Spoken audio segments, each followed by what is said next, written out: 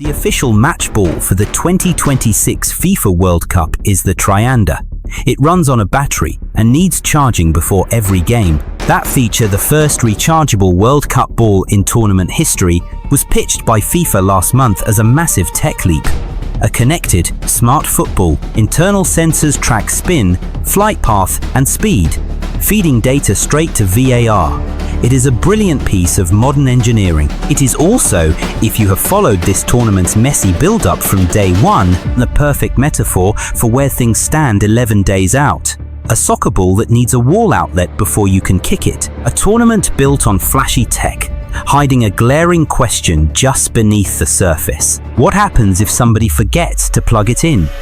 That question, what happens when the infrastructure completely fails? The spectacle is playing out live right now, not out on the pitch, but in the luxury hotels, at border control, inside the offices of state attorneys general, and in the quiet choices of millions of soccer fans who weighed the cost of this trip and said, no thanks, not this time. Today, May 31st, 2026, 11 days from the Azteca opening ceremony, let's look at the hard data. Let's start with a specific detail that dropped this week from a surprising source.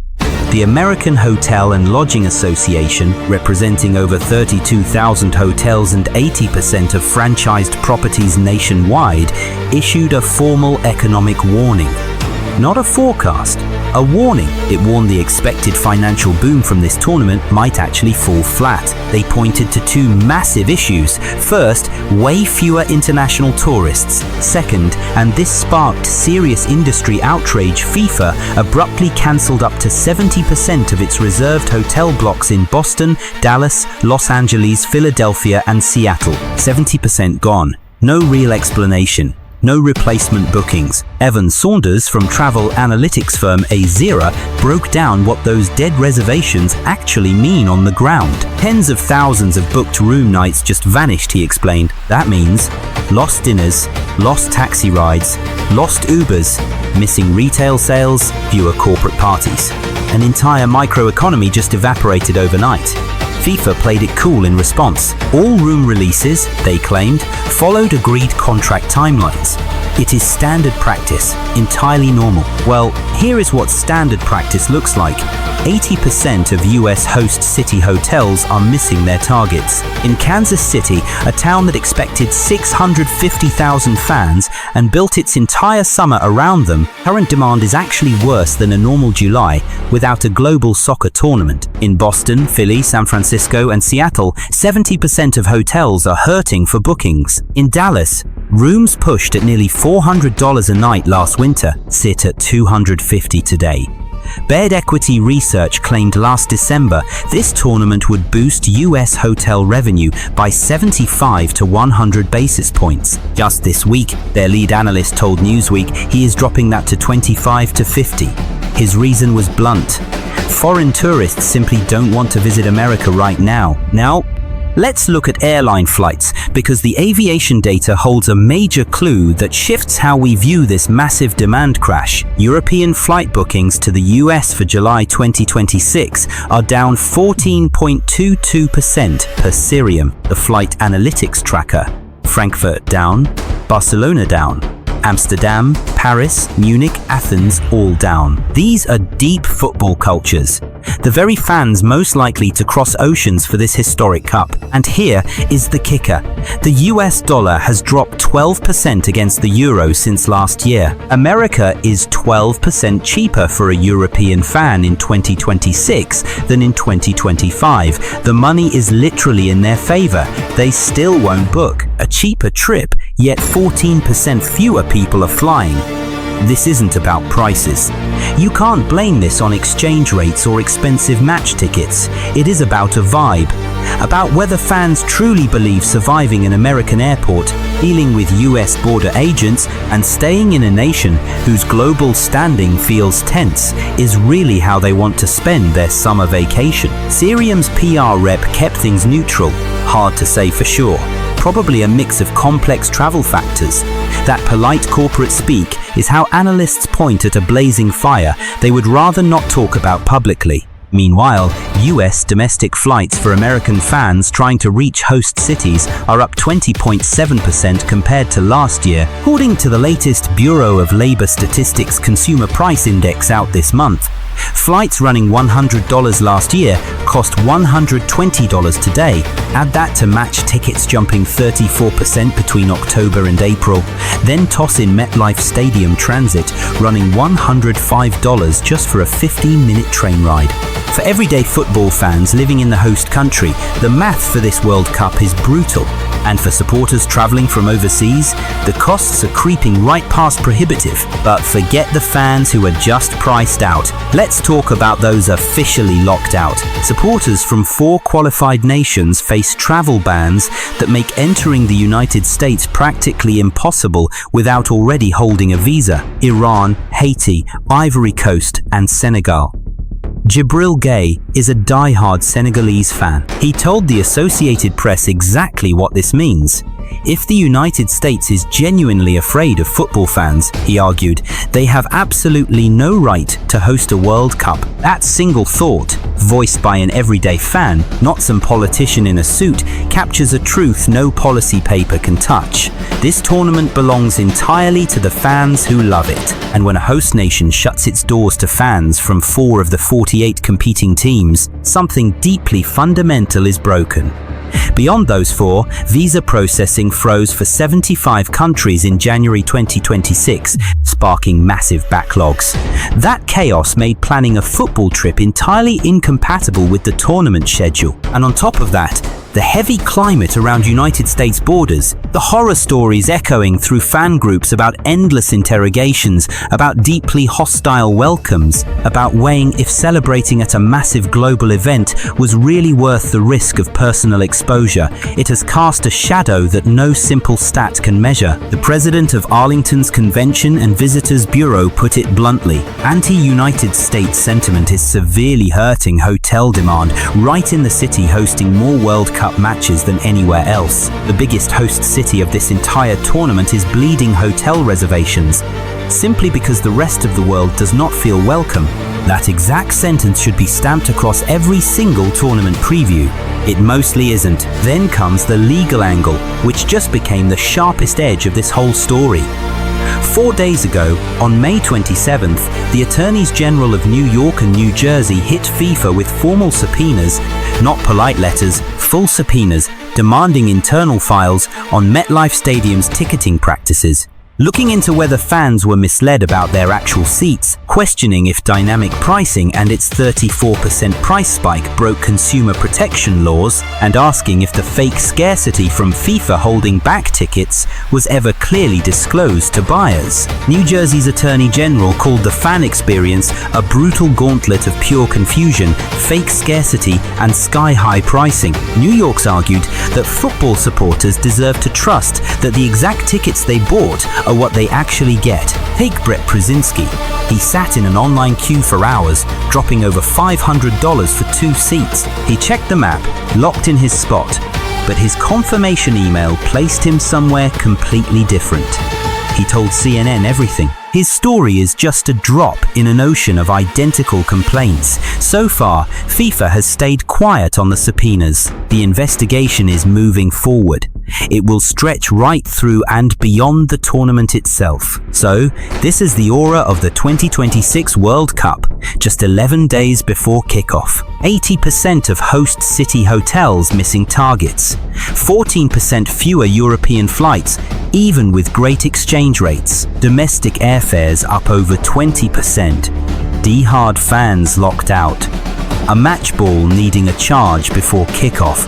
And 2 state attorneys general waiving subpoenas. And yet, the final squads are named. Messi is officially locked into Argentina's 26-man roster, with Scaloni hitting today's June 1st deadline just as everyone expected. Neymar is nursing a grade 2 calf tear, though his team doctor insists he will bounce back in 2 or 3 weeks. His opening clash with Morocco is June 13th. The math is tight, but doable. The United States men's national team roster dropped last Monday. Pulisic, McKennie, Tyler Adams, Balogun, and Reina finally getting his shot. Tonight in Charlotte, The United States faces Senegal for a final tune-up before playing Germany in Chicago on June 6th. The football is so close. The players are primed, the fixtures are set. The Trianda ball is charging in some dark stadium storage room, somewhere across 3 massive host countries. And what happens once that ball finally rolls the iconic goals, the unforgettable moments? It's the pure drama. This sport will write from June 11th to July 19th. Absolutely none of those hotel numbers, flight stats, or subpoenas will ever change that. But think about who won't be in those stadiums. The Senegalese supporter who argued if America fears real football fans, they have no business hosting. Or the hotel owners who built their entire year around a massive payday that just isn't coming. What about the supporters holding worthless tickets with zero chance of a refund while federal subpoenas fly? Because those people are the World Cup too, the lucky ones in the seats, and the ones shut out entirely. And that silent absence, tracked mostly in cold percentages, buried in data from trade groups and Wall Street banks, defines this massive soccer tournament, even if FIFA refuses to admit it. So, what will this global event actually be remembered for? The matches on the pitch, which will absolutely deliver magic, or the heavy context around it? Because we have never seen a build-up this chaotic ahead of any previous World Cup. I genuinely want to know your take. Drop a comment below. If you thought this was worth watching, hitting like helps the channel massively. Subscribe for more honest football deep dives. I will be here every single day until July 19th, reading all your comments. The stage is definitely set. Things kick off in 11 days. Whatever happens next, we watch together. And maybe that is the strangest part of all. For all the subpoenas, spreadsheets, empty hotel rooms, cancelled room blocks, and fans trapped outside the gates by paperwork or fear, the tournament itself will still look spectacular on television. The camera will glide over packed supporter sections. Flags will ripple in slow motion. Children will walk out beside the stars, and commentators will talk about unity, passion, and the beautiful game. That is what World Cups do. They absorb chaos and broadcast ceremony. They turn disorder into color. But underneath that perfect global image sits a much colder reality. This World Cup is not just fighting logistical problems. It is fighting a trust problem. Fans do not simply buy tickets anymore. They calculate risk. They do not just book flights. They wonder if the country waiting for them actually wants them there. They do not just reserve hotel rooms. They check cancellation policies like survival plans. And when the biggest football event on earth forces supporters to think like lawyers, economists, and border consultants before they can think like fans, something sacred has already been lost. That is why FIFA's silence feels so heavy. Not because anyone expected football's richest institution to suddenly become transparent overnight, but because the silence now sounds less like confidence and more like avoidance. When hotel associations sound alarms, when analysts cut revenue projections, when state attorneys general demand internal documents, when supporters from qualified nations are effectively told the door is closed, the usual corporate line about standard practice starts to collapse under its own weight. Standard practice does not explain an atmosphere this tense. Standard practice does not explain why host cities built their budgets around crowds that may never arrive. Standard practice does not explain why fans who should be celebrating the most expanded World Cup in history are instead asking whether the system was designed for them at all. The expanded 48-team format was sold as inclusion, as a bigger stage for more nations, more dreams, more stories. But expansion without access is just branding. A bigger tournament means very little if the people who made those teams matter cannot stand in the stadium and sing for them. And the players know this, even if they will never say it that bluntly in a press conference. They can feel when a tournament is carrying something heavier than football. They felt it in Qatar, where every match existed inside a wider argument. They felt it in Brazil, where protests outside the stadiums challenge the party inside. They will feel it here too, across a North American summer that was supposed to symbolize scale, money, technology, and global ambition. The difference is that this time the tension is not only about one controversial host or one political issue, it is spread across everything. Travel, pricing, immigration, hotels, ticketing, public mood, and institutional trust. That makes it harder to isolate, harder to explain away, and much harder to fix. You cannot patch this like a software bug.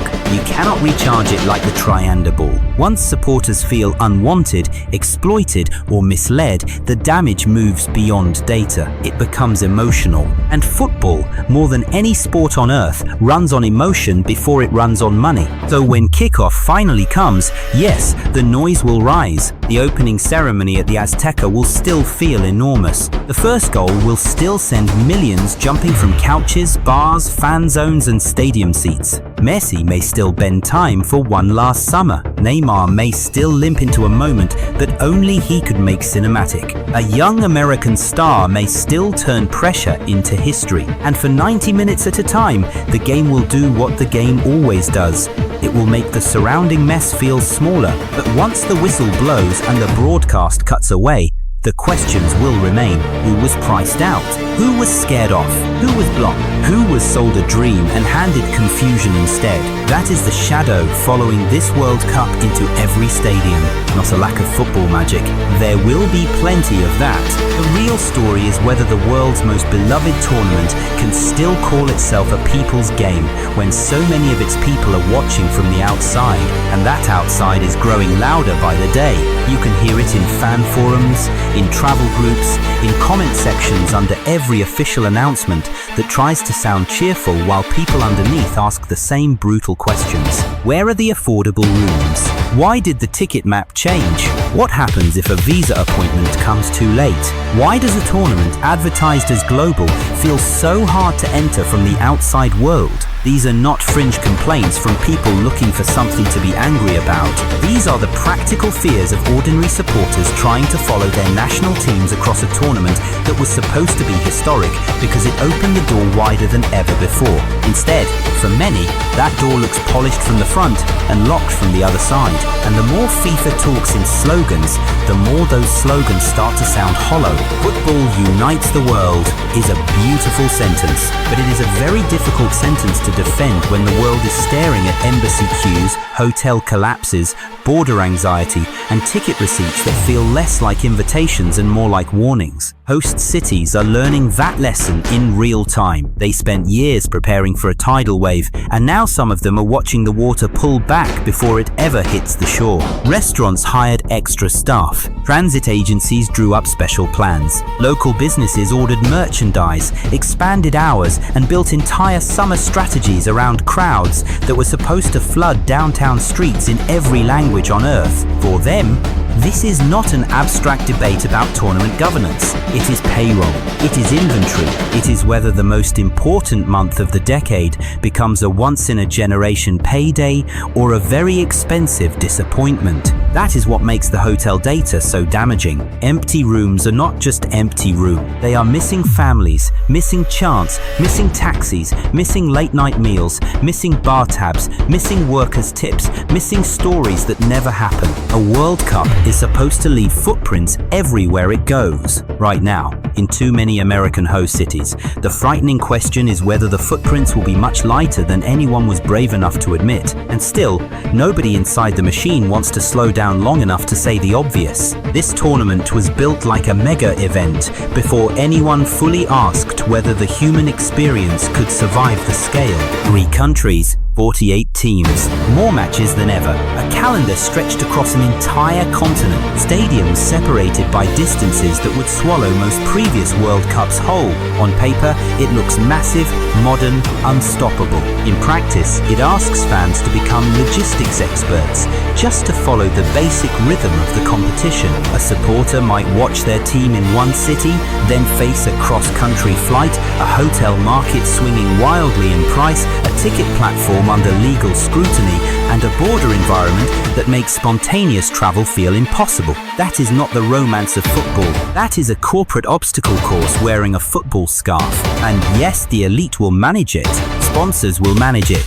Executives will move through private entrances and climate-controlled lounges, but the soul of the World Cup has never lived in those rooms. It lives with the fans sleeping on airport floors, sharing rides with strangers, painting flags on their faces before sunrise, and turning ordinary streets into temporary pieces of home. That is why the next few weeks matter far beyond the scoreboard. If the tournament delivers unforgettable matches but leaves behind a memory of exclusion, confusion, and empty promises, then FIFA will have won the broadcast and lost the argument, because the future of the World Cup is not only about adding more teams, more cameras, more sensors, more sponsors, and smarter footballs. It is about whether the people who carry the game across generations still believe the event belongs to them.